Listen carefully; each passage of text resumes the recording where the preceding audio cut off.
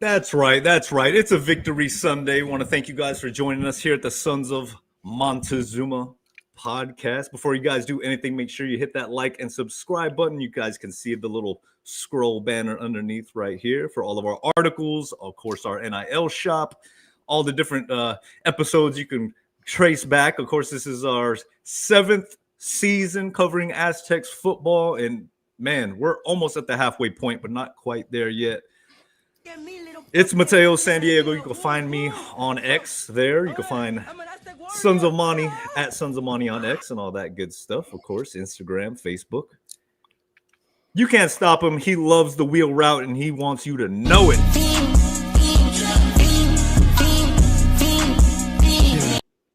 What's up, Fiend? How are you? What's up, man? Shout out Justin for the hat. Love it. Flavortown. And we got to see Guy Fieri there. That was pretty cool. So and an Aztec win. So great times. The second time that Guy Fieri led the Warrior Walk, which was really cool. That was unexpected. So, and yes, big shout out to Justin, of course, flavor guy in the show, hooking it up with the wheel route hat and a lot of our technical sides, our advantages that we have in our technical equipment. Flavor guy. Thank you. All right, guys, 40. What was it? I mean, the Aztecs were scoring left and right. It was hard to keep count, Fiend. 45-24. San Diego State silences the Rams. The silence of the Rams took place on Friday. I loved every single minute of it. Of course, you guys know we were there. We were there last week in Illinois. We recapped that game in our last episode, and it was 6-3. So what we stepped into at Snapdragon this past Friday night lights. I don't think anybody was expecting that quite of a performance by the offense. And that's exactly what this episode is probably going to focus heavily on because it was an offensive explosion, right? Sure was. I mean, totally different game, totally different team on the road than at home, right? I mean, we're putting up points at home and offense just really, I felt like played a great game. Cal game, you know, they were good, but the defense scoring those touchdowns really kind of helped boost the score. But man, they were the story of the game. They carried the team and they earned the game balls for sure. I mean, you're talking about what was it? I want to say 7 straight drives were scores, and that was leading from the first quarter all the way into the third quarter. Of course, there was the end of the first half where they just took a knee, went into the halftime break. But 21 points in the second quarter, 28 in the first half. And I'm like, I can't remember the last time we had 28 offensive points. Every single drive was just coming up fruitful.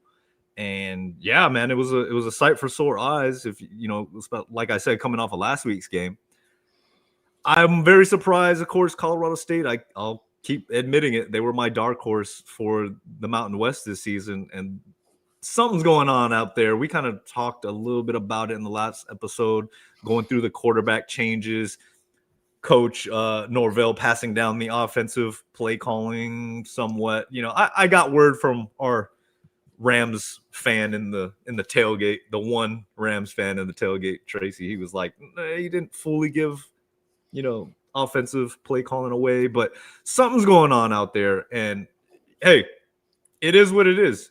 We took advantage of them. They were down, and the offense, I think, is really rolling, got some confidence after this Colorado State matchup. And I love it. 4-1, 3 wins in a row, Fiend. I mean, we're streaking right now. It's great. I'm very excited. Winning it, you know, however we can get it, right? And this game really, if you want to give a game ball, you got to give it to Jaden Denegal. This was his game, his breakout game, I would say. There was one site PFSN.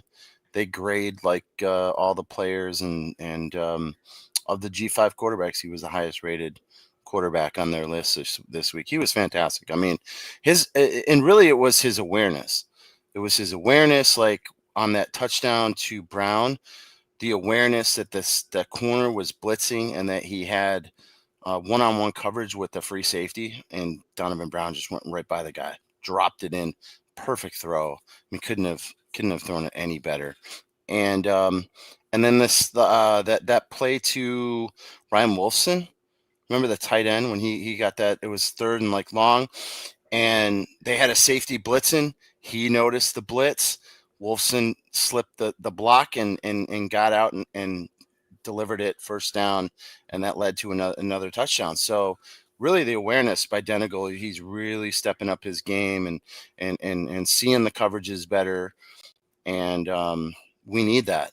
We absolutely need that if we want to have a shot to win a conference championship. He's got to be the guy. And so awesome game for Denegal. Really happy for him. Well, I hate to beat it over the head, but I think we needed this game, especially, San Diego sports fans. Rough weekend after everything that transpired with the Padres. Thank goodness this Aztec game was the very next day, because I didn't want to wait till Saturday, another day, to get together with friends. The tailgate was off the hook. Thank you guys, everybody who stopped by to see us, party with us, play games, listen to music, all that good stuff. It was just a fantastic day. You don't get too many of these tailgates, right? There's only 3 more in the rest of the season, so that got things off on the right foot. But yeah, Denegal, man, he's the story. Like you said, Coach was saying how Colorado State was one of the highest blitzing teams in the Mountain West, so he made a note of that, and I didn't really really focus in on that, and until he said it, I was like, okay, that's going to be interesting to see. I in my mind, I was thinking on the defensive side, like Trey White's going to have a field day, but on the offensive side, I'm like, oh man, like if they're sending blitzers, how is Denegal going to react? And he handled it, dude. He handled it, like you said, just being able to focus, read the defense, being aware of where the blitzers are coming, and putting those dimes right where the receivers needed to get them. It was beautiful. He didn't throw for many passes. We'll get into that, but the ones that he did throw, crazy accurate, and that's what we needed, like you said, man. Yeah, and shout out to the line too. I mean, the line played lights out. They gave him a clean pocket to throw out of. I mean, he wasn't pressured in any of those throws that went, those deep throws, and those take time to develop, and so they were able to pick up the blitzers, and he made the play, and so and the receivers made the play. So exciting when we get explosive plays like that. We haven't seen a whole lot of that. But we know Coach likes to do that. He likes to go vertical on the field, and they made the plays today, or at the game. It was great. Kai hit me up first thing in the morning, Saturday morning, sending me a voicemail, dude. This offensive line, Coach Schmidt is the man. He's got to get the credit. Those guys were awesome. Denegal had all day to throw. Just like a whole minute voicemail of just the offensive line. They've got to get the game ball. And they balled out. Yeah. No, they absolutely were great. Yeah. He was really giving Ross Masuli a lot of credit as well, being that center spot, right? Because you got to be the one. There it is, Boss Ross. For as much love as he was giving Denegal, he was saying him and Ross that they got to be on the same page. They put a lot of responsibility on Ross coming into this game, being able to call out the orders, right? The protections, all that stuff, all the protections, right? So that's an appropriate shirt to wear. And hey, we put it on him earlier this season. We said, look, you're senior captain, like this is your line. And it was great to hear Coach echo that accountability, right? That's part of the Aztec Fast, that accountability. So I was really pleased to see that. I love the leadership too by Ross, and he's just he embraces being an Aztec. One thing I noticed when they were going onto the field, Jaden Denegal was carrying the shield, right? And he was up front. He was ready to go on the field. And Ross, it was on the jumbo board, on the TV, and Ross tapped him and was like, "Hey man, you got to turn around. You got to turn around, swing that thing back and forth." Denegal being a new guy, I mean, he doesn't know all the traditions, right? But Ross keeping those traditions, making sure that that we keep those going for the Aztec Nation. And I for me, I just really appreciate that. Well, let's go through a little bit of the stats here just to give everybody, a clear understanding of this offensive efficiency in this night, right? So Jaden Denigal, 13 of 16, 2 touchdown passes. And I want to say, what did he have? 256 yards in the air. So those bombs, man, those of course that opening pass, like what you said to Donovan Brown, that got things kick-started. Then it was to Napier, just really connected on those deep balls, picking up the blitz. As far as receiving goes, Napier 7 catches, 153 yards, that one touchdown. Donovan Brown had that touchdown grab, 2 catches for 55 yards. On the ground, though, Fiend, this was one of those games where we got up on them. They couldn't get back. But, you know, as much as we want to give love to throwing the ball, like what'd you say, Air Denigal? Yeah. I get it. But 47 rushes. I mean, that's being dedicated. You talk about 47 rushes compared to 18 passes. 129 yards for Byron Cardwell. That's a name we have not spoken much. Of course, a lot of that came in the second half, but Lucky Sutton, 21 carries, 113 yards. So he got the bulk share of the carries, 2 touchdowns. Christian Washington, 8 carries, 28 yards. He had that touchdown down near the goal line as well. We even saw some Bert Emanuel action in there, so that was pretty cool. Two rushes for 10 yards. What stood out to you? Because I know Cardwell stood out to me, dude. And that's a name I put out there early in the season. I was hearing some things like, man, this dude, watch out. He's a physical runner. He's a very gifted runner. I mean, some of the things he was doing out there laterally was very impressive to see. So I'm excited about that. I think Coach Lewis knows what he's doing. Of course, there might have been maybe some injury bugs there in the beginning of the season. Not sure. But 3 San Diego running backs that we highlighted this year, Coach Minyars wrote a little article about it. Both were just absolute high school studs. I mean, all 3 of them were absolute high school studs. So it's good to see Cardwell Jr. get out there, get some run, get some action, and hopefully get him in the fold, man. Yeah, it's great to see him because he's so talented. I mean, transfer from Oregon, but we know that Lewis usually goes with just 2 running backs, right? And you have a lead back and someone to spell them, and that has been Lucky Sutton and Christian Washington, and I think all 3 like really ran well in this game. I mean, Christian Washington was running angry, man. I don't know if I showed you that photo, that video of him truck sticking that safety at the goal line, but my God, I mean, he just ran right over him, and that's something that we had kind of criticized them for, right? Not being like a downhill runner, like putting your foot in the ground, go forward. Man, he ran angry and ran over that dude, and great. And then Lucky Sutton doing what he does every single game, getting those yards. I mean, it seems like every time he touches the ball, it's like 4 or 5 yards. Yeah. And then Cardwell getting in there late because we had such a big lead, and we could bring in our second, third string guys. And so I think that was smart of coach to give him some run and give, Lucky some rest there towards the end. And Cardwell, and that's a competition, that's a competition, and probably an open competition. They're going to continue to press each other, and they're going to continue to compete. And that's good.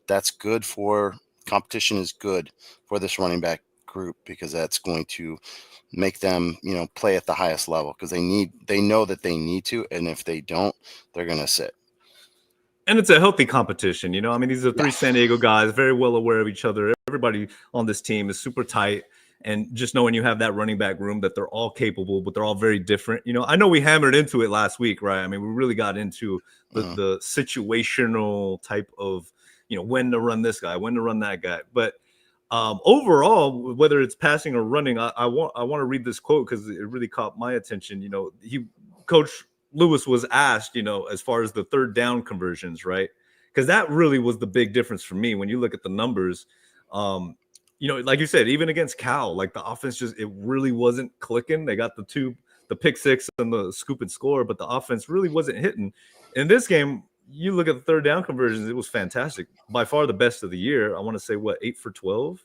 something like that, something ridiculous like that. And that was against a defense that was actually pretty good. I mean, they weren't giving up like a lot of points. No. I think we scored the most points against them, other than maybe Washington, like their first game. Washington, Yeah. But I mean, that's not a terrible defensive team, and so I think I'm just really impressed with the way that this offense responded, especially after last week when it was so hard to just move the ball, and they executed well. Yeah, I mean, and that's really what it comes down to. Execution. Coach says, "Hey, I think we had a tighter game plan. I think the short week helped a little bit, right? You knew the offense had to wear that 6-point performance last week, right? Well, then you come in with a short week and you're like, you're still fuming. You got to wear that for the next couple of days. And like I said with the Padres, man, you just want to get on to the next sports game for San Diego. Well, with them, the short week, you're still fuming. You want to get out there and prove yourself again. So coach was basically saying, hey, it's a personal pride point with the guys right now. And it was just last week, but not just in last week, but previous weeks. And he said, hey, we just got to hit on those marks. They have their goals and they evaluate each week. And if you're not hitting, well, what's going to change, So no doubt the game plan, you saw what the game plan was. They were going to go deep on those blitzes, but they were also going to dedicate to pounding the rock on the ground. And it was fun to see. It's fun to see. Yeah, it was just a great game plan execution by the team. And you're right. Last week, they left them with a salty taste in their mouth that they wanted to turn around, and they absolutely did that. And you just hope that they can continue to do that going forward. When we saw them in fall camp, it was pretty even between offense and defense. Like offense was making plays, defense was making plays, and now it seemed like to start the season that it was the defense that was making all the plays and not the offense. So it's good to see a little more balance there, because that's kind of what we saw in the fall camp. And so offense has a ton of potential. It's just a matter of Denegal. We talked about that too, growing his confidence, right? Giving him all those reps against Washington State, where he took his lumps, he learned from it, and now he's getting better, and the hope is that it will trend upward and he'll continue to get better and better every week. I'm glad you're giving Colorado State some credit, because they really weren't that bad of a defensive team coming in. So, hey, it was great. Dude, they were preseason 4 in the conference. It's not like they were picked to finish last like Nevada. We'll get into the Nevada. We'll get into Nevada. I'm not going to be super critical of Nevada. I've got some takes on them. Yeah, that was a fun game. Okay, defensively talking for the Aztecs. Defensively, man, hey, I'll be the first one to tell you I wanted to see another goose egg. But yeah, I'm not going to be that greedy. Not going to be that greedy, dude. It was great to see they were out there hitting. They let up that one score, I want to say, there in the second quarter. 10 points in the first half. The flea flicker. You know what I mean? When it takes a flea flicker and then they scored 2 touchdowns in the fourth quarter. Yeah. You guys saw in the highlights that last one, the last play of the game. Come on, dude. That's a little. That was not your little bush league, dude. In there, right? I know, but that's so bush league. Like you're just trying to get them some reps. I get it, but that was weak. Well, I mean, those second, third stringers are, they're your depth. And if you have injuries on your defense, those are the guys that are going to be playing. So good for them to get reps, maybe make some mistakes, learn from them. I feel like that score was not indicative of what the true game was. It's a lot closer than it was for most of the game. And if you had the starters in, it probably would have been even bigger blowout than it was when they left. But, whatever. I mean, a win's a win, in conference play. So we're 1-0. That's all I care about.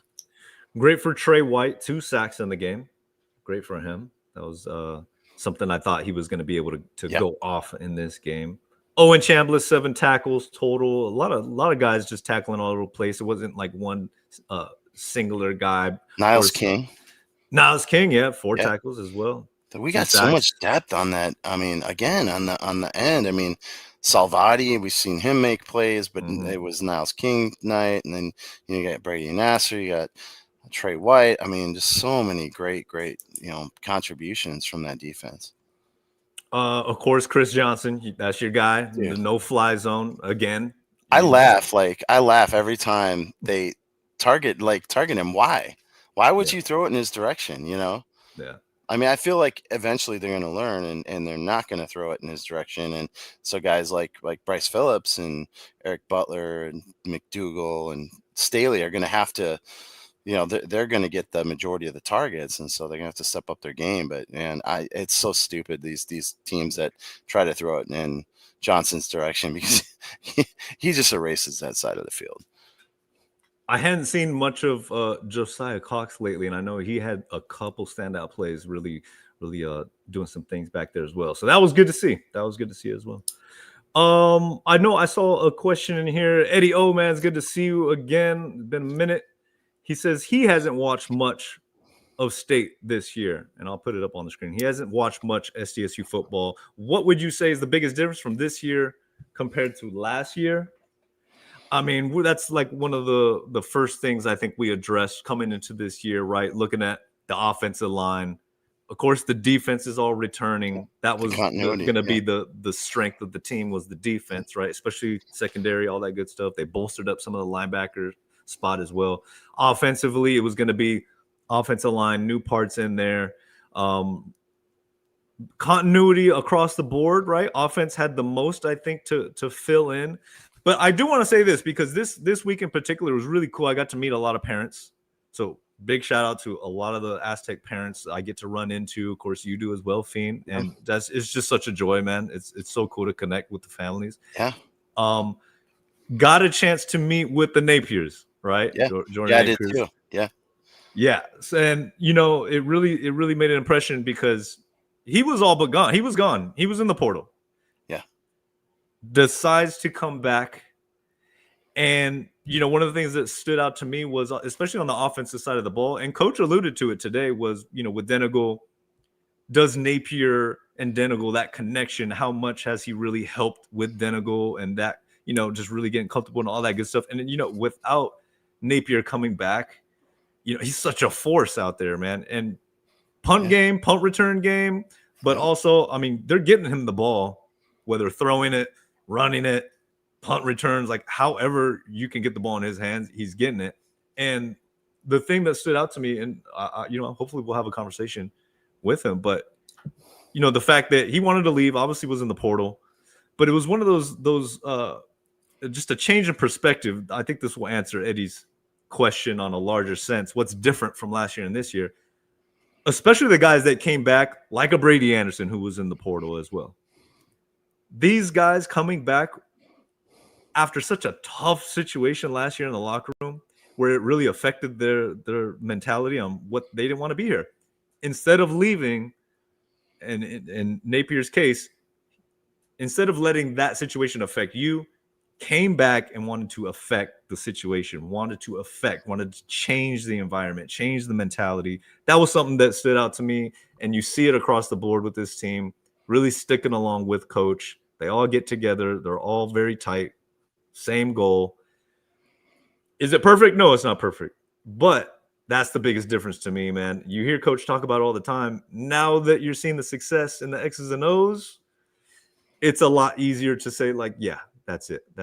But they've gone through some adversity already, and they've stuck through it. So to me, that's the biggest difference. Coming back with a renewed mentality that, look, I'm going to change the situation. I'm going to be the change, rather than, all right, I'm just going to bounce and get out of this tough situation.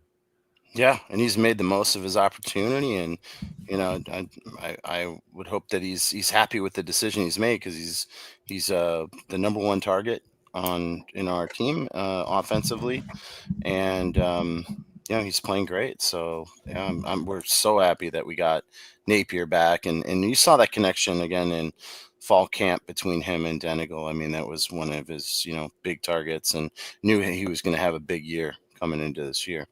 Yeah. Oh, man. What else do we need to talk about in this Colorado State game before we kind of just keep getting into comments and maybe some other topics and stuff like that? Because, I mean, it was a beatdown from the beginning, and, 3 wins in a row. All the momentum is on this team's side. They've got some big challenges ahead. But if you would have told me to this point they'd be 4-1, I didn't predict that. What you got, Fiend? What you got? Well, I mean, shout out Gabriel Placentia, man. I mean, school record, 19 in a row, right? from 53 yards. Longest kick in Snapdragon Stadium's short history, of course, but longest kick. Yeah, I mean, hitting the school record on a 53-yard kick. I mean, that guy, if he's not getting consideration for the Lou Groza Award, it's a shame, because if he continues to kick like that, he should be not only Mountain West kicker of the year, but he should be on that watch list, finalist for the Groza. Way to say him and Hunter Green, man. Hunter Green's still putting him inside the 10. I mean, that one that went down to the 1. Yeah, what a great coverage on that too. Yeah, that was awesome. So yeah, our special teams is awesome this year. Like it's been really good. Special teams, defense, and now you put together a solid offense, clicking on all 3 cylinders. That's tough to stop. It sure is. So I think that answers Big O's question. I saw you about the special teams. Poor thing for Hunter Green. He only had a couple punts, but the ones he did have, he made the most of it, like you said. All right, guys, before we move on any further, of course, got to remind you guys about the online shop, sonsofmontezuma.com. You can check out all of our merch. Got to push the merch, the hats, the visors. We got some beanies. Fall is here. It is officially October, and starting to get a little chilly out there. So definitely want to bundle up, keep your head warm. Of course, we got other things. We got the Danger Zone shirts that are in. The Danger Zone was rocking last night. Good reports from Big O and Andrew and Sean and John, and the gamers and all those guys, man. They're down there in the Danger Zone. You guys can check out that shirt. That's the south end zone right behind the goalpost. They're having a lot of fun. And even they're saying it's a very different environment at Snapdragon compared to on the field. So make sure you guys get one of these Danger Zone t-shirts right now. Save 15% off all non-NIL items in the shop. Just use the promo code MONTY. Got plenty of items down there you guys can support. Sons of Montezuma, what we do. This is what we do. Got to think of where we're going to do a watch party this Saturday, man. Nevada's coming up. If you guys got any suggestions, I already got some suggestions from folks, but let us know in the comments. Where do you guys think we should gather together? Because it's going to be a big one. Okay. Should we read a little bit of comments before we get into some of the next topics? All right. Jeremy says, it was great to see a change of tempo on the offense, sometimes huddling, sometimes with tempo. Seems like Lewis is starting to call the offense with some rhythm to the game. And I think that goes along with the game plan. You know, they had a focused game plan on how they wanted to attack. And I think one of the things Coach said, especially with Denegal, is like one of the big differences. He is starting to get to know Denegal a little bit more, right? I mean, they're still first year together, still learning what works for Jaden, right? I think that was like verbatim what he said in the presser. It's like, yeah, they have their idea of what they want him to do, but the closer that they get together, him and QB1, he starts to get to learn what is Jaden, feel comfortable throwing. What is his strong points within the offense? And I know that was probably something you were really hoping for, Fiend. Yeah, no, and I think he's responding to coaching really well. And you got to give a shout out to QB coach Matt Johnson. He's that's his name, right? Coach Johnson. Yeah.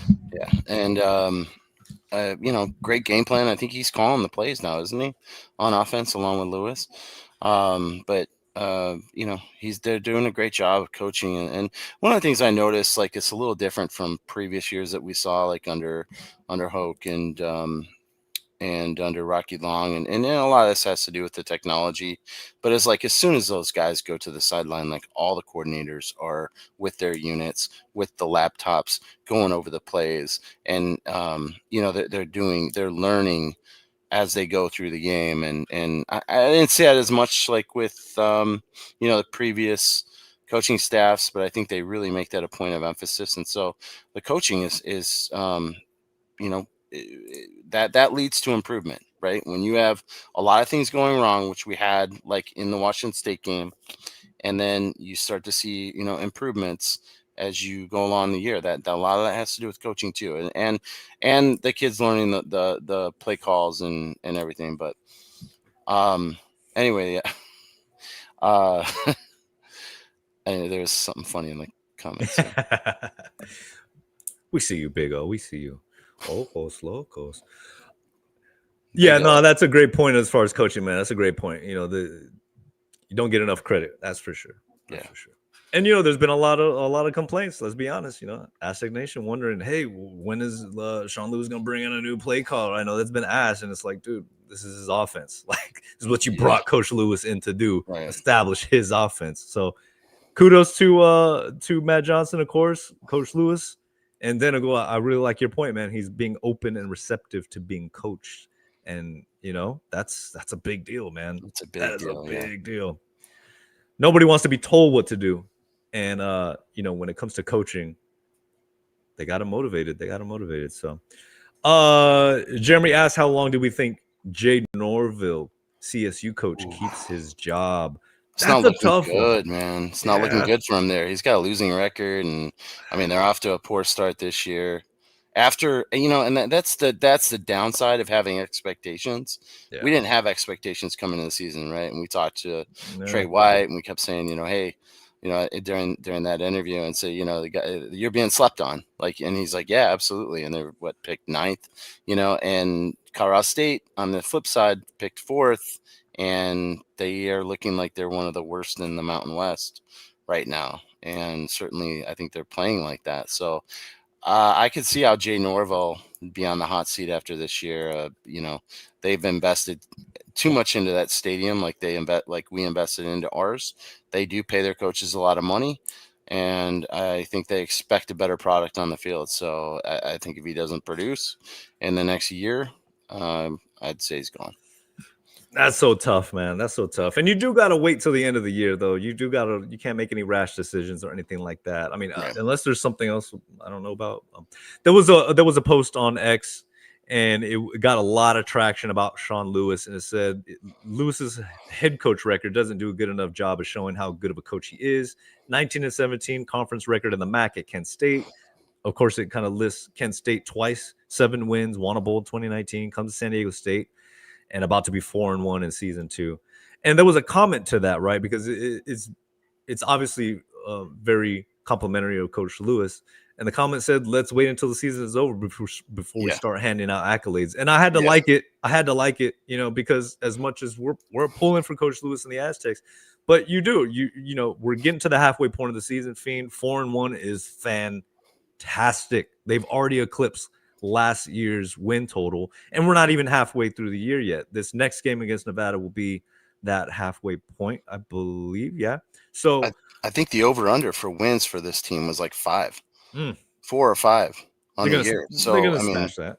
I would expect that. I mean, I think realistically, if you're an Aztec fan, start of the season, you were like, if we just make a bowl game, like this would be a good year. It's be a successful year. Now we're starting to talk about like, wow, we might actually be able to contend for the Mountain West Championship and go to like a pretty big bowl game. And so that's really exciting when you're exceeding expectations, of your fan base. And it's showing too, because more people are showing up, more people are interested, and excitement is coming back to the San Diego State football program that has been missing for the last couple of years. Isn't that funny how it works, dude? That momentum of just winning a couple games. And Coach C told me, he's like, dude, I just hope he just string a couple games together. Yeah. They really, I don't want to say gambled, but they took a big chance on that Cal game. Gave out a ton of free tickets, right? Did what they had to do, and the gamble paid off, right? They took a chance. A lot of people saw that game, got a lot of coverage. It was a hyped up game. Went on the road and came out with that win. That's why that win was so important on the road. First win on the road as well. Come home to this performance, and I mean, they've got the momentum on their side now. The wind, they're going with the wind, like they're pressing up that climbing up that mountain. We will see, though. We will see some tough games coming up. Yeah, and you said it. I kind of gave you a little flack for it. You're like, hey, if this offense has the potential, if they can get it together, they've got a chance to contend for the conference. And I was like, hold up. But what we saw this past week, you saw it. You saw all the pieces come together. So I'm still not, booking my travel to the LA Bowl. Right. Not doing that yet. Because you gotta see some consistency, especially on the road. Yeah. Especially in Nevada. I wanted to go to this game. We can get into Nevada now, I think. Right. So like I wanted to go to this game. I'd never been there before in that little Mackey Stadium, right? But it's the scare money, don't make no money game. Ever That's since that right. game, I wanted to go there. Probably not going to happen. So, like I said, let us know in the comments, guys. Watch party. Where are we doing it? But that's going to be an interesting matchup. I was there watching. I was watching last night them play Fresno State, and it looked good in the first quarter. Then Fresno State just started putting it on them. But then what happened? They brought in a different quarterback, and now they're kind of feeling good about themselves because they took them down. They took the Bulldogs down to the fourth quarter. They Yeah. still lost. They still lost, but I okay. think if they had started that quarterback at the beginning of the game, it might have been a different situation. Or if the game had gone on another quarter or so, Yeah. it would have been in Nevada's favor. I mean, Carter Jones, was he true freshman? I think I believe so. quarterback. Came in for Chubba Purdy. Chubba Purdy. Churba Purdy. Churba. Brock Purdy's brother, I believe. I think that isn't he related to Brock Purdy from the San I believe Francisco so. 49ers? So obviously he's going to get the nod. You know, I mean, he's I think a senior, but that dude's thrown 8 picks and 1 touchdown. Yikes. And so, yeah, that was yikes. I mean, that's not the offense that they have needed, and they have 1 win, I think, so far this year. 1-4 now. Yeah, 1-4, 1-4, and their defense is actually, I don't think, that bad. I'm actually pretty impressed with like their front 4 that they have. They got some beasts on that defensive front, and so they're going to present some challenges, especially that the La Barbera. Did you see that guy? I mean, he's like their version of our Trey White. That guy's motor doesn't stop. He leads the Mountain West in sacks, like tackles for loss. He is a wrecker. He is in on so many plays, and that guy's got a motor that doesn't stop. And so our offensive tackles, Jones and Borjan, and who knows? I don't know. Borjan went down, right? Did see him after the game. Looked like he had a little sleeve on his right arm, on his elbow. So something, right arm injury. But is he going to be 100% against Nevada? Not sure. That guy is a very good player. That Lar Barbera, was very impressed. And some of the other guys like Maldonado on their defensive front 4, they're tough. They're tough, and they come after you. They get pressure. Carter Jones, 11 for 15, 121 yards, 2 touchdowns. He did have a pick, but Really? Nathaniel Burleson II is also their receiver, for those of you who recognize that name. Yeah, so we'll see, man. I mean, they came down from 20-3 and made it a game. They still lost, right? Fresno State. I mean, these are our next 2 opponents. So it was a good chance to see these guys in action. It's a road game, Fiend. It's true. It's a young quarterback. I think our defense has the edge there. I'm still going to believe in this defense to travel, right? I mean, to see what they did against NIU. I feel comfortable with that. It'll be interesting to see what the offense's game plan will be for that defensive front you're talking about. Are they going to really be as dedicated to the run? Will they be going for those deep balls again? I would think so. When you got those weapons on the outside, like Napier, Brown, of course, Speedster, the capability is there, but on the road, man, anything could happen. Anything can happen. So are they going to perform? Because this offense is played very different at home. Yeah. Played very different at home as opposed to the road. Can they have that same focus? That's the first thing to me, and what the coaches say is like focus. Having that laser sharp focus on the game plan, not listening to all the hype and the accolades this week, because they're getting them, rightfully so. From us too. From us. Yeah, but you gotta give them the credit when it's due, but haven't done anything really. Okay, you've turned some heads, you've impressed some folks, but if you want to keep this thing going, it's got to be laser focus on the game plan. We still got 7 conference games left.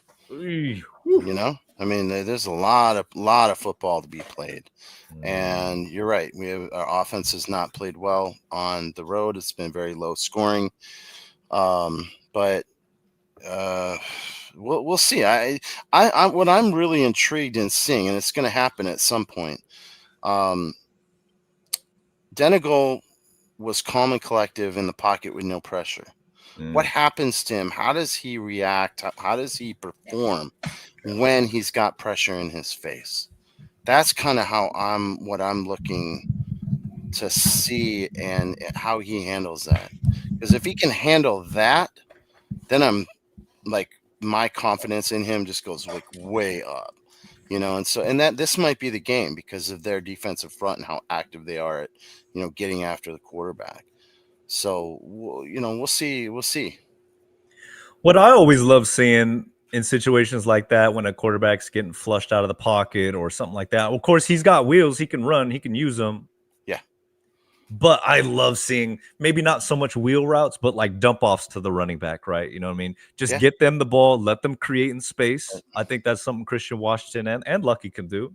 I think that would be something really effective for a quarterback to always have that in the route, no matter what the play design is. Yeah, that's how you slow down a pass rush. Yeah.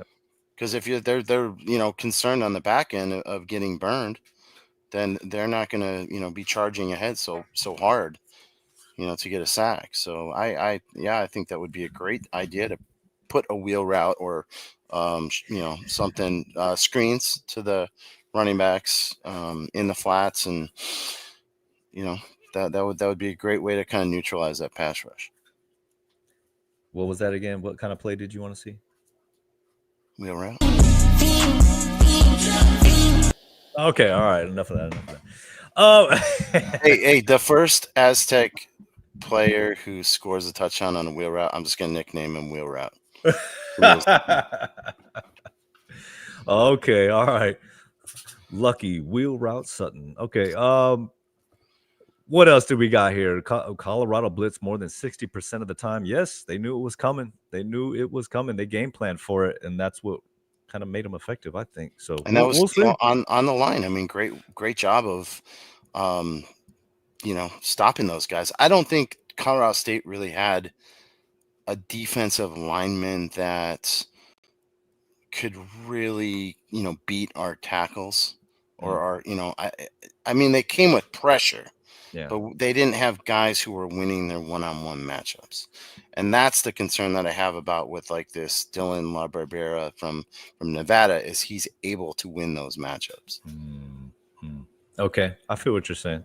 They were bringing rushers from different directions, safety blitzes, all that good stuff. They're all being picked up. Yeah. Well, when you got big dudes, 6'6", 7', 6'8", it's just a wall, and you're trying to run into that. Not gonna happen. Okay, well, Nevada, do we want to give our score predictions? How are you feeling for this game, man? I think I went first last time, so I'll let you go first this time. I think this is going to be a low-scoring game. I mean, I'm just going to go with the trend that it's a low-scoring game on the road. I'm going to say that we win this game like 13, and Nevada scores, I'll say 13-10. 13-10. I think it's a close game. Wow, really low scoring. Yeah. Really low scoring. Mm-hmm. Oh, man, I don't know if I'm going to say it'll be that low scoring. I think this offense is going to have some success. I don't think they're going to go crazy like what we saw, 6-7 straight scoring possessions in a row kind of success. Fresno's a pretty good offense, and they only put up 20 at home. Fresno has impressed me this year. We'll get into that because that's gonna be an interesting game. Ooh, I'm not making that road trip, that's for sure. Okay, for Nevada, I will say Aztecs getting the dub, of course, fourth in a row. I'm gonna have the Aztecs at 20. What did I have last week? I don't remember what I had last week, but I'm gonna say 24. 24 16. That would be a breakout for the offense on the road. I think so. And I think the defense is gonna bring it. I think the defense is gonna give this quarterback fits. They may be able to get some field goals, maybe a touchdown, maybe fail 2-point conversion. But I think this offense is going to, hey, maybe the defense gets a touchdown. You know what I mean? So Yeah. I'm kind of factoring that in my scores. I think Gabe will get at least one field goal, maybe two. So yeah, I think that pencils out for me. We've scored 19 points on the road total in 2 games. Got to do it, man. Got to do it. Although Washington State was tough. NIU was tough. Northern Illinois had a great defense. They Yeah. were really good. Yeah. Yeah. And Washington were State gross. just blitzed us, man. They were tough that game. I just feel like Nevada is better than, from what I saw. I think they, with their offense, with the new quarterback, I think they're better than they've shown. Yeah, okay. But we'll see. I don't know. Okay. I mean, they lost, MTSU, Middle Tennessee State. They lost 14-13. But then, again, they had that stupid quarterback who Chuba just throwing picks. I mean, all over. That's the thing. That guy was costing them like short fields, you know. And who knows how much they game plan, Fresno game plan for this freshman though? You know, True, I mean that's always a wrinkle. True, but they had three. They had 3 guys that they were like kind of, playing. But Chuba was getting most of the refs. But I'd be surprised if he starts this week. I think they've settled on their quarterback. I think you'd have to roll out the freshman. All right, Mr. Napolitano, I hear you. I see you. That's 28-3. 28-3. Hey, that works for me too. I'll take it. The team up north. The team up north never say the F word. Oh man, I know. Gotta wash my mouth out now. All right, Fiend. It's time to move on to the next order of business. Guys, if you were there at the game, you know that you saw a lot of different sights. And let's just flash through, just some of the images really quick. Thanks to our photographers, our student photographer, of course, Alexa Berry, and of course, our volunteer photographer, Fong Vu. Excellent shots Fong got here. Just to cycle through our photo journal post is up at sonsofmontezuma.com. You can take a look at all these images, really give you like a perspective from the fans. Of course, the tailgate, all that good stuff. Big O sighting down there with the sombrero. And it was Hispanic Heritage Month game, so that was really cool.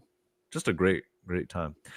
But Fiend, we also saw on the end zones San Diego State. They released, however you want to say it, new secondary logos or glyphs, as they are being referred to the San Diego State branding, right? And so for those of you guys who are unaware, maybe you're out of town, maybe I don't know, you're just not that keen to it. I don't know. But let's go ahead and share with you guys a little bit, because, it is something that's kind of created some waves locally here and more than locally, right? Because anytime you put out a rebranding, it's going to travel across the interwebs and everybody's going to have their comments about it, of course. So they introduced these 3 new logos. You can check out their goaztecs.com under glyphs. They give you the whole backstory of all the work that went into it. And of course, back in 2018, when President Adela de la Torre was first announced as the new president, she did put into commission like an Aztec advisory board of some sort. And so that was like, 2018. So we're talking, half a decade ago. I mean, we're talking 6 years or something like that. So a lot of work has been put into it. A lot of thought has been put into it. They revealed the images, the glyphs. They're taken straight from the Piedra del Sol, the sunstone artwork that is on the Aztecs helmet, the greatest helmet in all college football, right? So these are like culturally accurate images, right? What you guys are seeing on your screen, that first one there, it's basically a representation of Quetzalcoatl. It's, I don't know how to say it, bro. Ehecatil, which is the wind, but it's Quetzalcoatl, which is the serpent god, and it's like the feathered serpent god of intelligence, right? So the middle one is a jaguar, which I want to, like I said, understanding and pronunciation of the language. I I'm don't even want only to try. I'm Also, only seeing the photo of the tailgate of Big O. are you Will you serious? yeah, will you do you Oh mean to man, pull let it me up? get that out. Let me get that out of here. Let me get that out of here. Excuse me. There we go. Here we go. There Okay. we Thank you go. for saying There we something. go. Thank There you we for go. saying something. So if you guys go to goaztecs.com, you guys can get all the information about it there. You guys don't have to look at Big O and his sombrero anymore. Here we go. But anyways, these are 3 images. The last one is a house. It's like representative of a house, right? Fiend, when you saw these 3 images, because I know I have my opinions, but for you, you know, when you see these, before I spill my guts, what was your first impressions? Is that something you even feel like talking about? So I like the one on the left. I do. I really like that one. The other two, I you know, right now I'm kind of ambivalent to them, but it the reactions that you're seeing online, so many people like hating on them, it just kind of reminded me like when the Padres brought out their City Connect jerseys, their City Connect colors, and Yeah, like yeah. so many people like hated them, and now you see people wearing them all over the place, right? And they're like embraced, and people love them. And so Okay. I could see how like maybe these things like grow on people. Um, we'll see. But I like the idea of having more branding, man. We're missing our mascot. Our mascot was taken away from us in, in Monty. And so we've really lacked Mm, branding mm. at San Diego State. And so I I would love to see another mascot. If it's not Monty, then I'd love to bring back Monty, but it's not Monty, then have another mascot. But this is a start in the right direction, and I think it was great that they put it on the field for people to see in the end zones. And I already saw people walking around Snapdragon with these shirts on, that were being Yeah. sold at the team store. So I'm glad they're doing it, and we need to just raise the branding of San Diego State. I will agree with you on that. I think something needed to be done, right? Something needed to be added. They said that they were going to create new iconography for the school, so it's good to see that something has been created. The effort is there for it. And some of you guys may be curious, right? Sons of Montezuma, with what we do with our logos and icons, right? Some people feel like, well, maybe they're not a fan of this, or maybe they don't like this. But I mean, I feel like we've been pretty clear that within our group, I mean, we're all for creating more imagery for the Aztec culture, for the representation. Yeah, And if anything, what these 3 glyphs have done is it's really like doubled and tripled down that the school is not changing the name Aztecs. Like that is yeah, not ever going to happen, especially now with these glyphs that should reinforce that this is culturally and historically, like, they're digging into the Aztec culture. So if there's anybody wondering about that, I mean, you shouldn't be wondering about that. You have no reason to. So, uh, but when it comes to like the actual artwork, you know what I mean?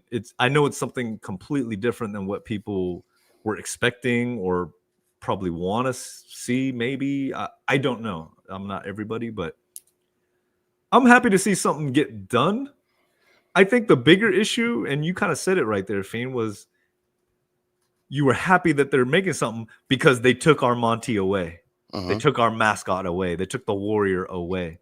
And it's just funny because, like, who is the they, right?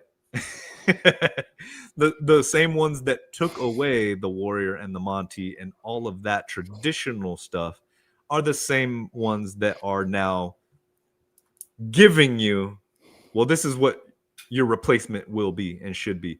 And to me, that's really where you see a lot of the negativity stemming from. It's like you could put the nicest logo in front of people, but they're going to be upset because the ones that took it away are now the same ones giving you something, and you're like, but you're the one who took it away. I love that movie Royal Tenenbaums. If you ever seen that, dude, Royal Tenenbaums.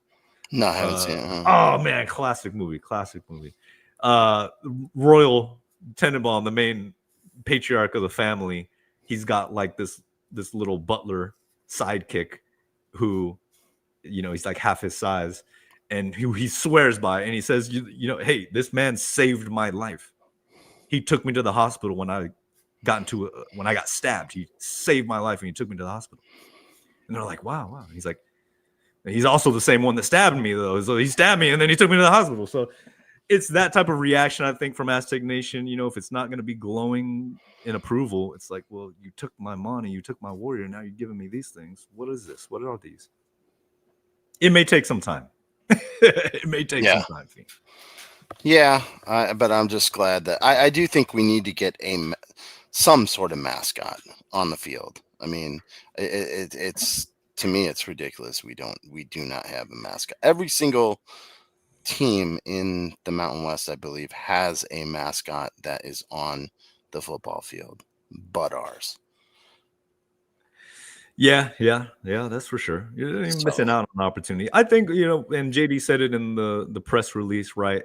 He was asked, are you guys going to turn these into a mascot? And I'm thinking, he basically said, we're not crossing that topic yet, right? They're rolling these out. They want to see what the reactions are. I think they're open to it, but obviously they want to see what tests out, right? What are people gravitating towards? I saw them in the end zone. I thought they were pretty cool. I mean, it's very different, right? It's not like the best thing in the world. I think they could have released it a little better, a little different. It just kind of seemed like an awkward timing to release it as well. So, well, it was Hispanic Heritage Night, so that's obviously why. Yeah. Okay. I get it. And it's historically and culturally accurate, right? So I'm never going to talk bad about it. And for those of you, who are talking bad about it, it's unfortunate. It kind of makes me scratch my head like, okay, well, now you're really talking trash about my culture. You know what I mean? Like, how can you talk trash about something that is historically and culturally accurate? Mm-hmm. I don't know how you can, but it begs to ask the question, okay, it's been studied, they brought it out, that's all accurate, it's great, but it doesn't necessarily make it good. Is it good? Does it look good? I think that's only for the people to decide, right? The people are going to decide it, if they buy it, if they support it. Are you guys going to make it cool enough for people to want to buy it and all that stuff? So we will see. I mean, the jury's out. I think there's still room for the Aztec Warrior, personally. That's obviously my first choice. So I'll be curious. I want to hear what the Aztec Warrior Foundation, what is their thoughts on this? I would be curious to know. I think there's room for it all, Fiend. I think there's room for all the representation. Why not? The only way they're going to bring back the Warrior is if you get the endorsement of an indigenous organization in Mexico that openly endorses the Warrior. Kind of like with Florida State, they have a pact with the Seminole tribe, and they honor it with their mascot. I mean, that's the only way I see it coming back, is you get some pressure from or there is some sort of agreement with an indigenous tribe in Mexico. Yeah. I don't know, man. I have my thoughts. I wonder if that's even acceptable, even if they got that nod. I don't know if this administration would even be cool with that, Yeah, I mean, Florida's a little different than California. Yeah. Let's just face it, Say it again. No, it's true. I mean, it's true. It's a different, it's a different political environment. And so it may be easier to get something like that done in Florida than it would be here in California. Yeah. And I don't want to make this a political episode, No, I don't think that's the reality of it, Yeah. And I don't think we're necessarily having political arguments. I think it's just, I think one thing people need to also understand is, like, these are secondary logos.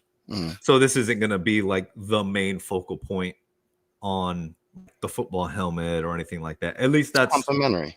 That's not what they're telling us, right? It's complimentary. And I think it's a good thing. I think it's a good thing.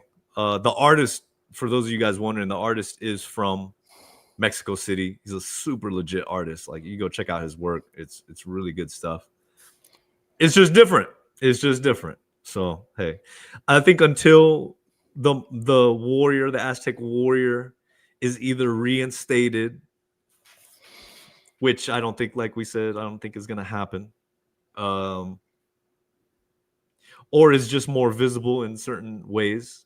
It's going to be an ongoing struggle, but it's definitely a new day at San Diego State when it comes to the iconography. So we'll see. I got plenty more to say on it, but only time will tell. And I'll keep talking about it. I don't care. Why not? The sunburned crazy chicken. Oh Lord, here we go. Here we go. Love it, love it. Hey, it's all good, Eli. It's all good. It's okay. All right, let's get this off my screen. Get that off my screen. You're staring at it too much. Well, Fiend, we got to put it out there this Saturday. Aztecs, Nevada. It's gonna be a big road test for the Aztecs. Hopefully, they can pass with flying colors. And then we got to buy. I think it's a great buy strategically to prepare for Fresno. Yeah. And the rest of the season, because it's going to be a grind in that second half of the season, dude. It's going to be tough. You got Fresno, Hawaii right after that. Then I think we come back for Boise. Well, we got Wyoming, and then Hawaii, I think, right? And then Hawaii, Boise, and then San Jose State, and then New Mexico. So it's gonna be a tough run there, And then, like we said, previously, we folded last 4 or 5 games of the season. We don't want that to happen again. So we need to get re-energized. That I think that bye is going to help. We get an extra day of prep for Nevada, which is great. And so along with the travel, and let's just see how far we can take this win streak. We'll see. They got the momentum. So we'll see how far Coach Lewis and the team can take it. Hopefully they dial in on the game plan. But anything else we need to? Regardless, Reno Hate Week has officially begun. I want to see a lot of hate posts out there on Twitter, X, Instagram, all the social media pages. Reno Hate Week has begun. I mean, the thing is, does anybody really care about Reno though? Like, I mean, I don't even know if there's that much to hate on them about. Like, what? Reno sucks, dude. Everybody knows it. Everyone knows it. So find creative ways to tell that. Oh man! All right, Glenn. Glenn's gonna try his best to be in Reno for the game on Saturday. Connect with us, man. That'd be great. I wish I could be there. That was on my list, but I don't think it's gonna happen, man. I don't think it's gonna happen. So stay connected with us, hopefully, if you're out there. Okay, guys, get your hate ready. Drum it up, Fiend. Drum it up.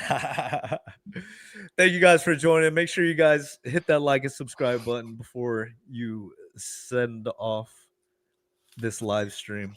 And of course, save 15% off all items in the shop. sonsofmontezuma.com is what we do all season long.